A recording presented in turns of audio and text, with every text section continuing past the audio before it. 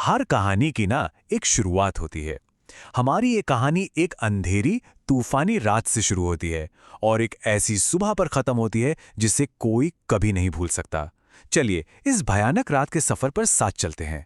कहानी की शुरुआत होती है इन तीन चीजों से। एक अकेला इंसान रघु, जो एक बिल्कुल सुनसान सड़क पर फंस गया है। आसमान में बादल घिर रहे हैं और एक खतरनाक तूफान बस आने ही वाला है। और ठीक तभी जब उसे मदद की सबसे ज्यादा जरूरत होती है, एक अजनबी सामने आ जाता है। सोचिए, मूसलाधार बारिश और कड़कती बिजली के बीच रघु एक पेड़ के नीचे खड़ा है, बिल्कुल भीगा हुआ और डरा हुआ। उसके दिल से बस एक ही आवाज निकलती है, हे भगवान, इस तूफान को रोको, मेरी रक्षा करो। और यही प्रार्थना उसकी कहानी का सबसे बड़ा टर्निंग पॉइंट बन जाती है। तो तूफान तो जैसे तैसे थम गया, लेकिन रघु की असली मुश्किल तो अब शुरू होती है। वो रास्ता भटक चुका है और इस अंधेरे में उसकी मुलाकात एक ऐसे अजनबी से होती है जो उसकी किस्मत हमेशा के लिए बदल देगा। बारिश के बाद सड़क की हालत इतनी खराब हो गई है कि साइकिल चलाना तो नामुमकिन है। तो बेचारा रघु अपनी साइकिल को घसीटते हुए आगे बढ़ता है, पर जल्द ही उसे एहसास होता है कि वो गलत रास्ते पर आ गया है। वो पूरी तरह से खो चुका है। और ठीक तभी अंधेरे में से एक आवाज आती है। ये आवाज है रतन की। वो अचानक एक परछाई की तरह सामने आ जाता है। वो रघु को बताता है कि आगे का रास्ता बंद है और उसे अपनी पास की चाय की दुकान में रात गुजारने का न्योता देता है। अब रघु के पास कोई और चारा भी तो नहीं है। जैसे ही रघु रतन के पीछे पीछे चलने लगता है, उसे कुछ अजीब सा महसूस होता है। हवा में ना किसी जली हुई चीज की एक तेज गंध है। ये पहला संकेत था, एक छोटा सा क्लू कि यहां कुछ तो गड़बड़ है। अब हम कहानी के उस हिस्से में आते हैं जहां शक गहराने लगता है। उस झोपड़ी के अंदर रघु को एक के बाद एक ऐसी चीजें दिखाई देती हैं जो बिल्कुल भी नॉर्मल नहीं है। चलिए देखते हैं कि वो क्या संकेत थे। अब देखिए, सारे सुराग धीरे धीरे मिलकर एक बहुत ही भयानक तस्वीर बना रहे थे। सबसे पहले तो वो जली हुई अजीब सी गंध, फिर बाहर इतना भयानक तूफान है लेकिन अंदर दीपक की लौ एकदम स्थिर, जरा भी नहीं हिल रही। और उसके ऊपर से वो पायल की रहस्यमयी आवाज और फिर झूमर के गले पर खून का वो निशान। ये सब कुछ मिलकर रघु के दिल में खौफ पैदा कर रहा था। जब रघु पूछता है कि भाई इस सुनसान जगह पर चाय पीने कौन आता है, तो रतन का जवाब बड़ा अजीब और डरावना होता है। वो कहता है, अब आप जैसे कोई आता है। उसकी बातों का ये अंदाज रघु को अंदर तक कंपा देता है। ऐसा लगता है जैसे वो कोई बहुत बड़ा राज छिपा रहा हो। अचानक पायल की आवाज के साथ झूमर नाम की एक औरत कमरे में आती है। वो एकदम चुपचाप है, उसकी आंखों में एक अजीब सा सूनापन है और उसकी मौजूदगी से कमरे का माहौल और भी ज्यादा तनावपूर्ण हो जाता है। वो बिना कुछ कहे पान लेकर आती है। और फिर वो पल आता है जो रघु के सारे शक को यकीन में बदल देता है। हवा के एक तेज झोंके से झूमर की ओढ़नी सरकती है और रघु को उसके गले पर खून की एक पतली सी लकीर साफ दिखाई देती है। ये एक इतना भयानक मंजर है जो चीख चीख कर बता रहा है कि इस झोपड़ी में कुछ बहुत ही हिंसक हुआ है।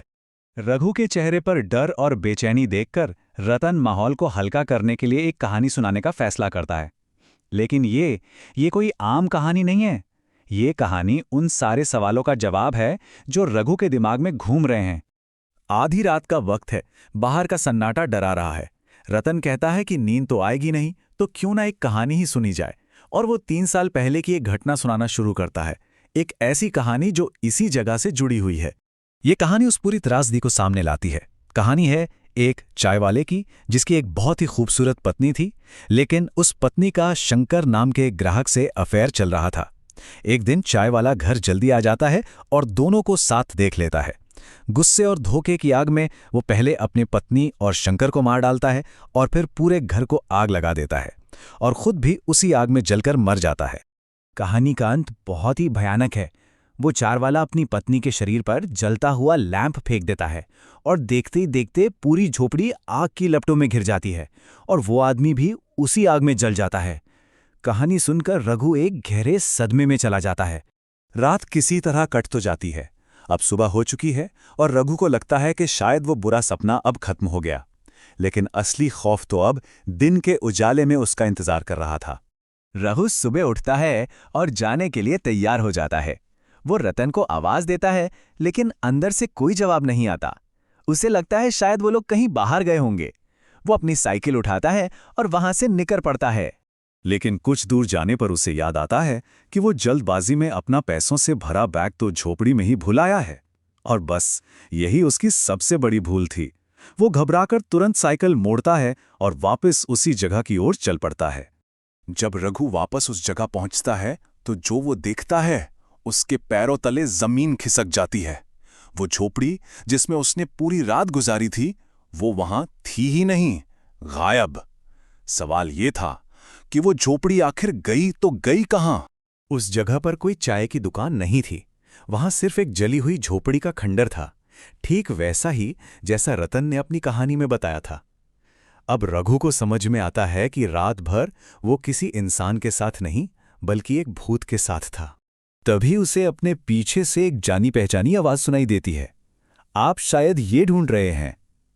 रघु पलटकर देखता है और उसका खून जम जाता है। वहां कोई खड़ा था और उसके हाथ में रघु का वही पैसों वाला बैग था। वो झूमर थी। हवा से उसकी ओढ़नी हटती है और उसका खून से सना भयानक चेहरा सामने आ जाता है। वही गले पर खून की लकीर। ये मंजर देखकर रघु वहीं बेहोश होकर गिर पड़ता है। रात की कहानी अब दिन की हकीकत बन चुकी थी। तो ये कहानी हमें एक बहुत ही गहरे सवाल के साथ छोड़ जाती है। क्या होता है जब कोई कहानी सिर्फ एक कहानी नहीं रह जाती? जब अतीत की कोई त्रासदी लौटकर हमारे दरवाजे पर दस्तक देती है, तो क्या हम उससे बच पाते हैं?